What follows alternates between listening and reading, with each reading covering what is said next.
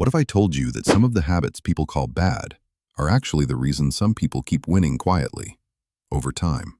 Not because they're lazy, not because they don't care, not because they're avoiding responsibility, but because they stopped following rules that were meant to keep things comfortable, not necessarily effective. See, most people are trying to be perfect. Perfect routines, perfect discipline, perfect mindset, perfect balance. They want to do things the right way, the acceptable way, the way that looks good from the outside. And slowly, without noticing it, they burn out. They burn out trying to be available, trying to stay positive, trying to meet expectations that keep expanding. But some people choose a different path, often doing things that look wrong from the outside. They break small rules. They disappoint expectations. They don't play along just to be liked. They look inconsistent. They look distant. They look like they're doing less. And yet, their life keeps improving.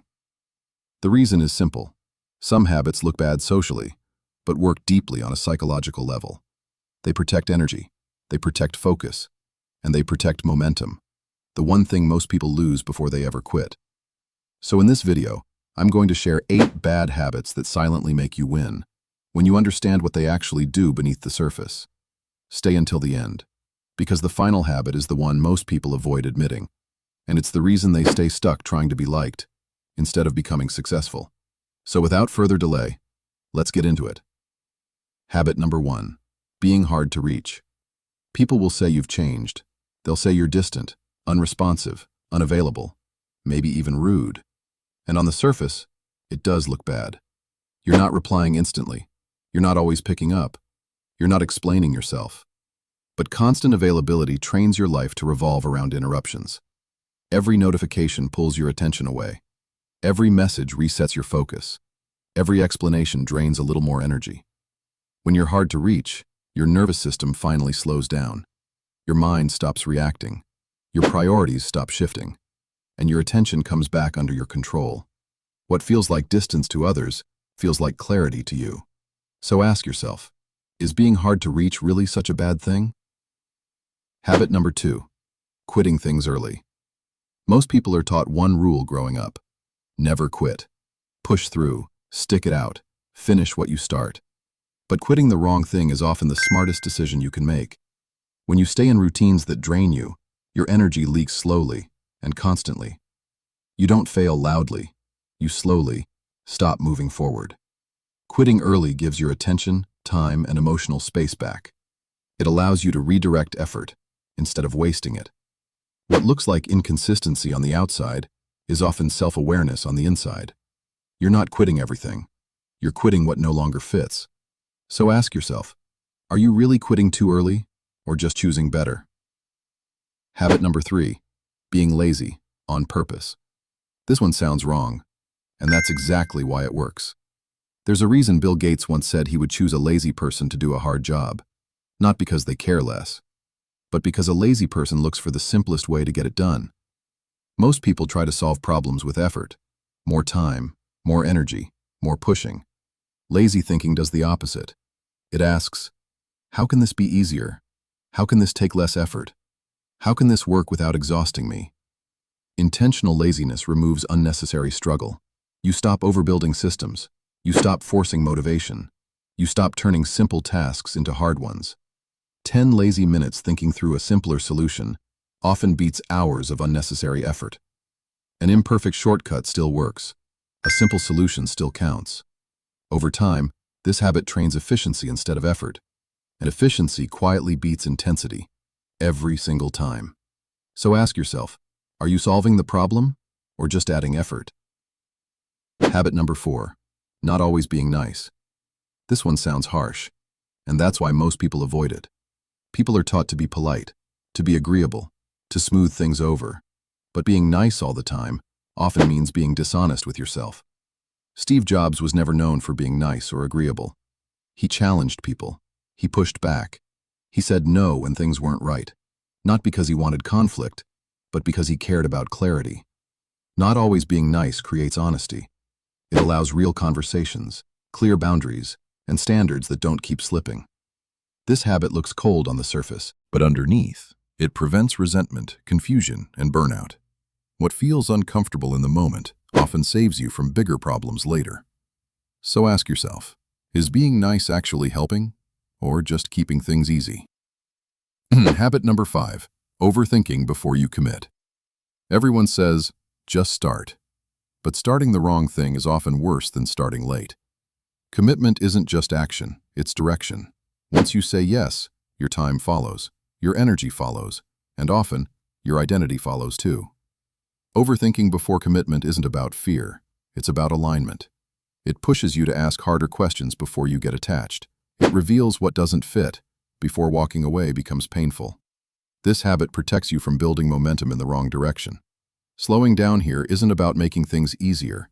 It's about making sure you're moving toward the right thing. So ask yourself, are you hesitating because you're afraid, or because something doesn't feel right yet? Habit number 6, being carefree. This one sounds irresponsible. People associate being carefree with not caring enough, with being unserious, with letting things slide. You're expected to worry, to carry everything heavily. But being carefree doesn't mean being careless. It means not emotionally attaching yourself to every outcome, not treating every small problem like a personal failure, not carrying stress longer than it deserves. Most people lose energy, not because things are hard, but because they take everything personally. Being carefree creates emotional distance. It allows you to respond instead of react, to recover faster from mistakes, to move on without dragging yesterday into today. This habit looks like indifference on the outside, but on the inside, it creates resilience. What you don't cling to can't drain you. So ask yourself, what would change if you stopped carrying things that don't need your weight? Habit number 7, obsessing over one thing. People will say you're unbalanced, too focused, too narrow. They'll tell you to slow down, to diversify, to keep your options open. But divided attention slows progress. When your energy is scattered, nothing gets deep enough to matter. You're busy, but not advancing. Obsession does the opposite. It concentrates effort. It removes distractions. It creates momentum.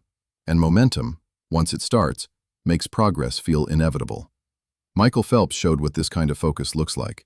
He trained every single day, no days off, no holidays, no Christmas, no birthdays. While others rested, he showed up. While others balanced, he repeated. Not because he lacked balance, but because he committed fully to one pursuit. That level of obsession is what turned effort into dominance. Temporary imbalance creates long-term freedom. Focus beats distraction when progress truly matters. So ask yourself, what would change if you stopped dividing your focus? Habit number 8, self-doubt. Self-doubt. This one sounds like weakness. You're told to be confident, to believe in yourself, to silence doubt as quickly as possible. But self-doubt means you don't fully trust yesterday's success. You question performance. You replay decisions.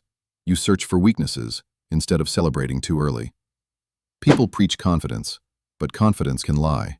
It can convince you that what worked once will work forever. It can stop you from checking details.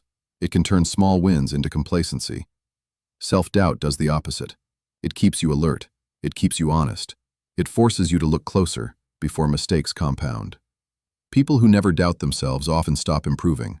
They stop adjusting. They stop listening. They repeat the same errors, with more certainty each time. Controlled self-doubt doesn't stop action. It sharpens it. It doesn't kill confidence. It filters it. Used correctly, self-doubt isn't a flaw. It's a feedback system. So ask yourself, is your self-doubt holding you back or keeping you sharp? Here's the truth most people won't tell you. Winning doesn't always look good while it's happening. Some habits feel wrong socially but right internally, and the people who learn the difference don't announce their progress. They live it. So let me ask you this.